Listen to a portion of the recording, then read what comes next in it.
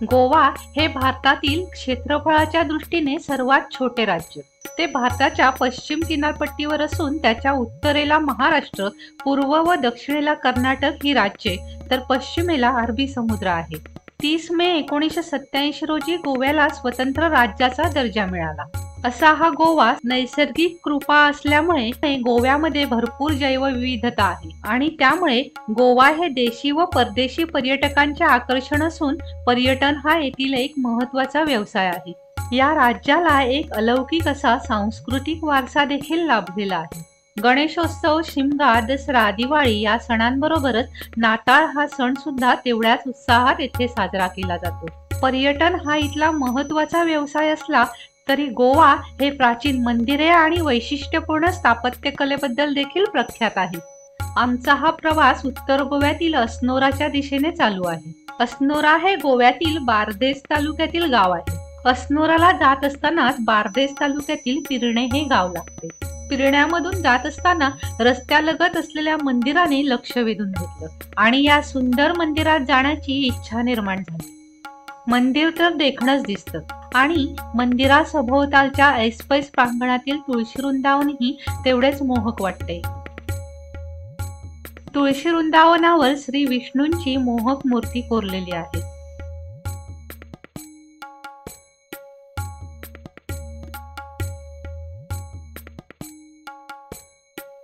हिरव्यागार निसर्गाच्या मध्ये असलेले हे लाल रंगाचे मंदिर अधिकच उठून दिसते. श्री गजानन संस्थान. मंदिराच्या समोर दोन्ही बाजूला पुतळारूपी हत्ती उभे आहेत.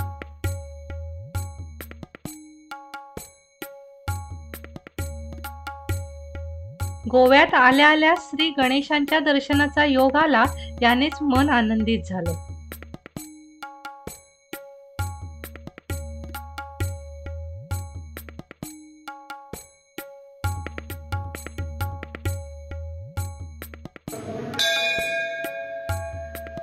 मंदिरातील गर्भगृहामध्ये काळ्या पाषाणातील श्रींची मूर्ती विराजमान आहे.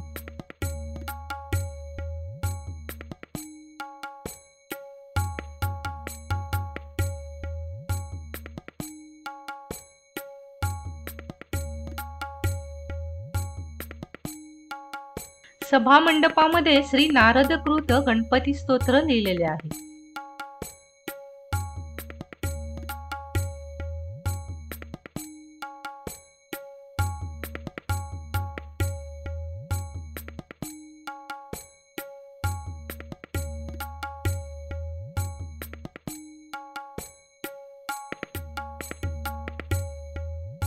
श्री गजाननांच्या मनमोहक दर्शनाने मन प्रसन्न झाले.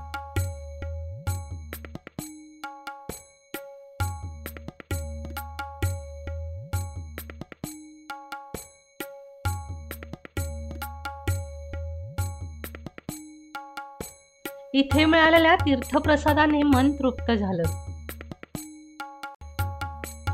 इथे आल्यानंतर प्रवासाचा सारा शीण कुठल्या कुठे गायब झाला आणि या मंदिराबद्दलची माहितीही ऐकायला मिळाली. पिरणा गाव आहे. पिरणा बारदेस गोवा. अच्छा, पिरणा बारदेस गोवा. या देवळाची स्थापना 15 एप्रिल 2024ला झाली. जवळजवळ 5-6 वर्षे काम चालू होतं आपलं. सगळ्याच्या सहयोगानं म्हणजे आपल्या वाड्यावरची मंडळी म्हणा, नाही तर गावातली मंडळी म्हणा, इतर गावाची मंडळी म्हणा, हे सर्व लोक एकत्र येऊन प्रत्येकानं आपापल्या परीनं हातभार लावला आहे. जे आपल्याला शक्य असेल ती त्यांनी देणगी दिली. कोणी खांबाला पैसे दिले, कोणी घुमट बांधायला पैसे दिले, कोणी सिमेंट दिलं, कोणी चिरे दिले. असे ज्या ज्या वस्तू म्हणजे बांधकामासाठी ज्या आवश्यक असतात ती लोक पुढे आली. त्यांना ते आपल्या गणपतीनं पुढं आणलं आणि हे देऊळ त्यांच्या सहयोगानं उभं झालं आहे. पण हे मंदिर बांधायची प्रेरणा कोणाची? हां, बांधण्याची प्रेरणा हे आपल्या अगोदरची जी वाडवडील होते इकडचे, जवळजवळ 10-20-25 वर्षा अगोदर त्यांचे प्रयत्न चालू होते. कारण हेच मंदिर अगोदर एक लहानशा रूपात म्हणजे वाड्यावरच मध्यस्थ होते. गणपतीचं असं गणपती अधिक ते राष्ट्रीय देवस्थानाने असं होतं. अच्छा.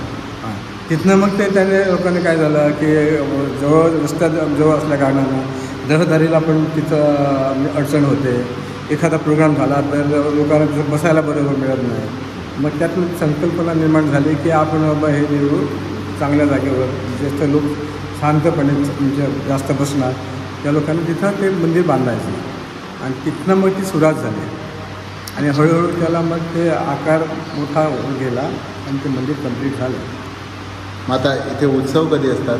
उत्सव आता श्रावण मासात संपूर्ण श्रावण मास उत्सव चालू आहे. प्रत्येक दिवशी भजन आणि जे आरती वगैरे असतात आणि इतर वेळेला पण नेहमीचा रात्री 8 वाजता आरत्या होतात.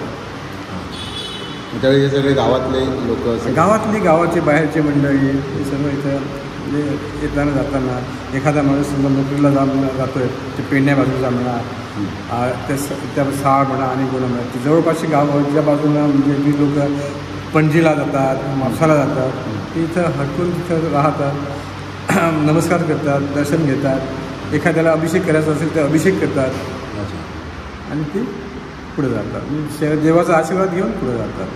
आपलं नाव कसं? माझं नाव सुरेश हरमलकर. हे मंदिर 2024 मध्ये बांधण्यात आल्यामुळे या मंदिराच्या रचनेवर आधुनिकतेचा प्रभाव दिसून येतो.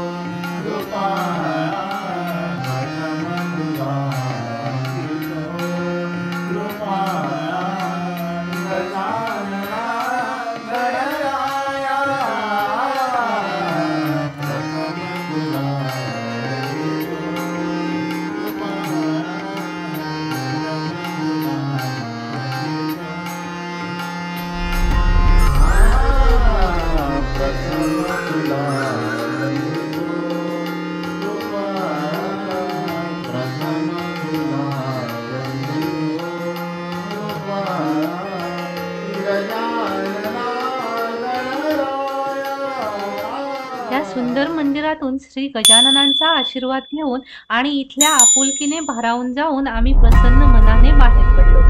श्री गणेशाय नमः.